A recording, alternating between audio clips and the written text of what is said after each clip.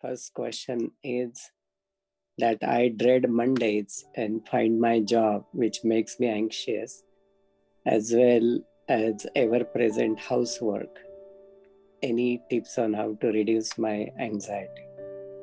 Yeah, when you learn TM, you no longer fear Mondays because you're experiencing any ever present Saturday, Sunday within your consciousness.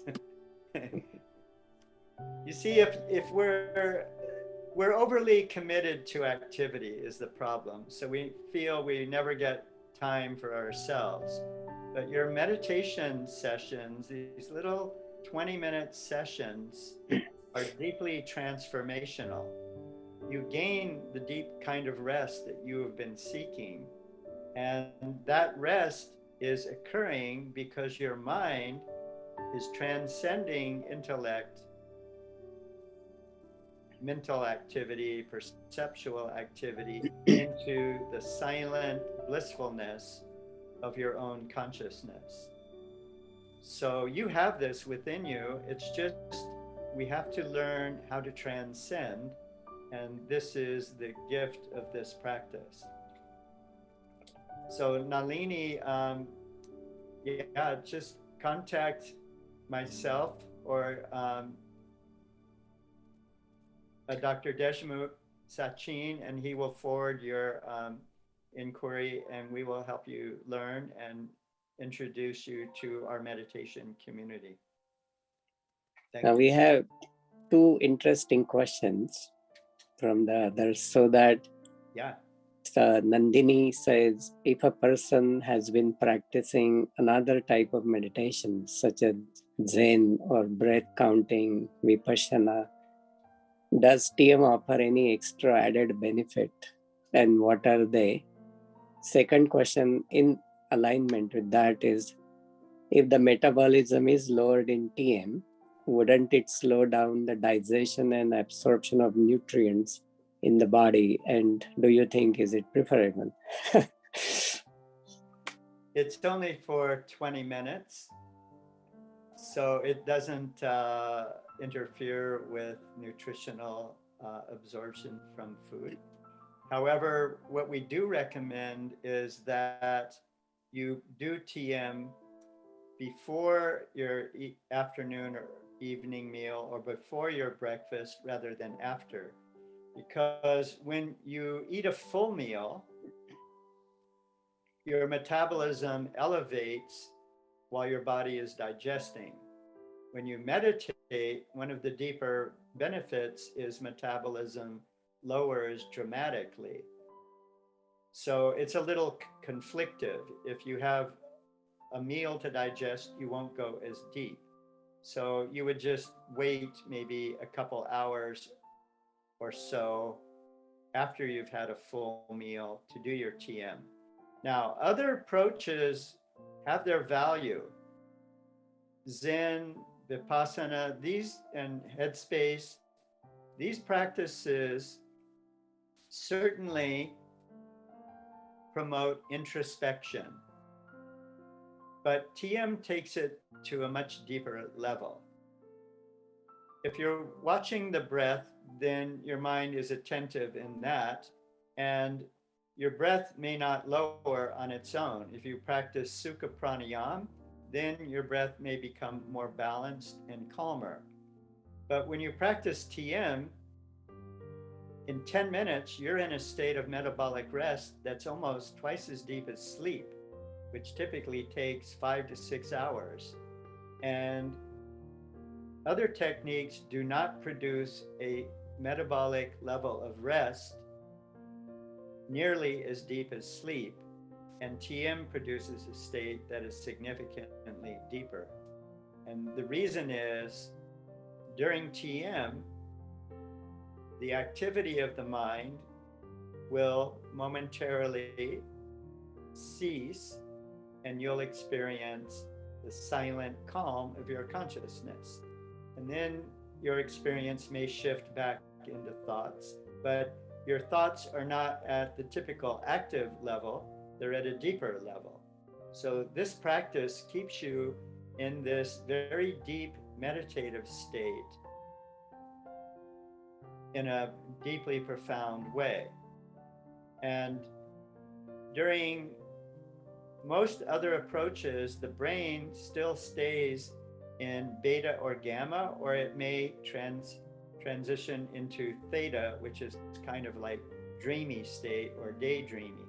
But TM is very unique that it opens the brain into this alpha 1 category, and the brain becomes holistically integrated to levels that are simply not found in any other form of activity or experience. So it is very unique to this deep state. Now, you might have that deep state spontaneously because it is very natural.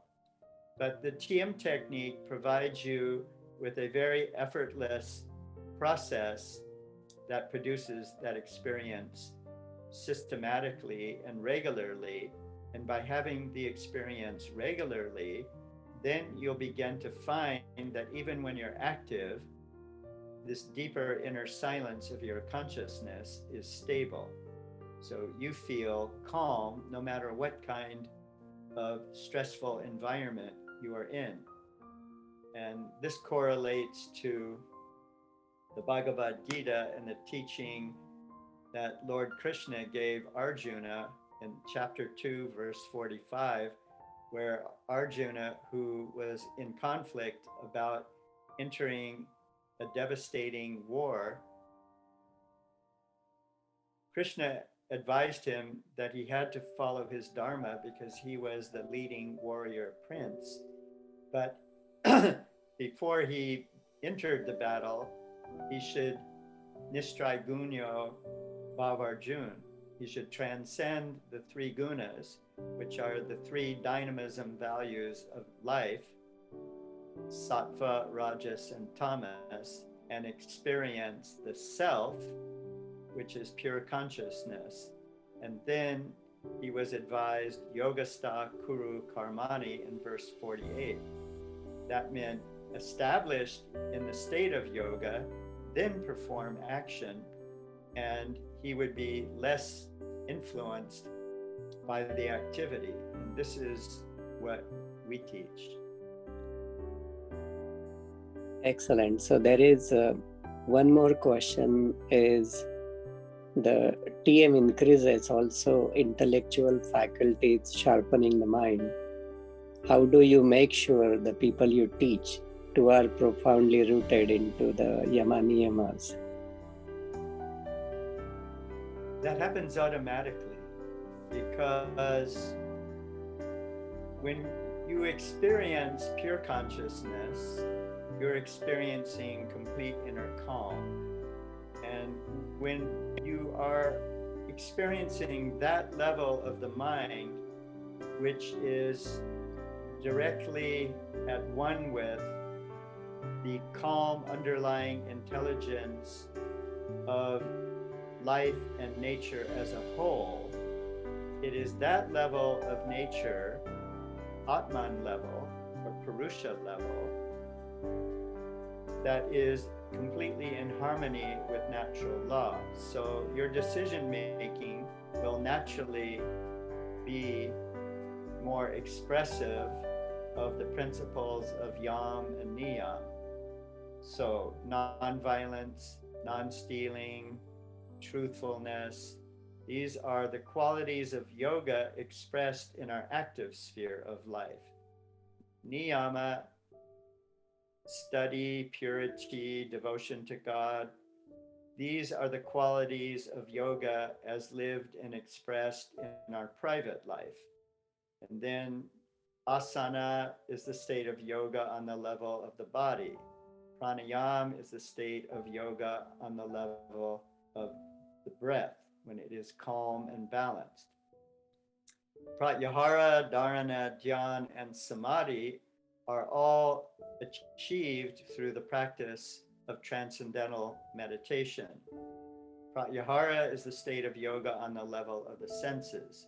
So when you're experiencing pure consciousness, then your sensory activity becomes very orderly.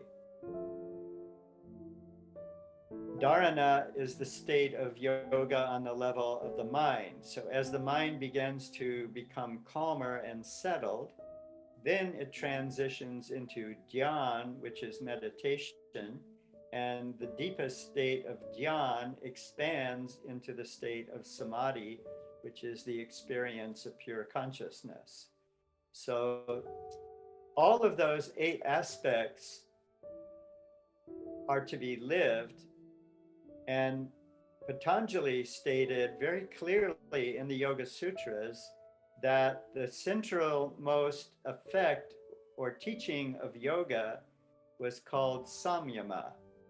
And samyama occurs experientially only at the level of the relationship of dharana, dhyan, and samadhi. And that is the realm that you settle into through the practice of transcendental meditation. The mind becomes calm and orderly. That allows for the experience of meditation, dhyan. The intellect becomes calm, and then it expands into pure consciousness or pure intelligence, which is samadhi. So we have another question from Sindhu. And she says, I understand TM is practiced to alleviate stress. How we tackle our high emotions when we are in happy environment. When in what environment? Happy, when we are happy and we are in high emotional state. Then you enjoy.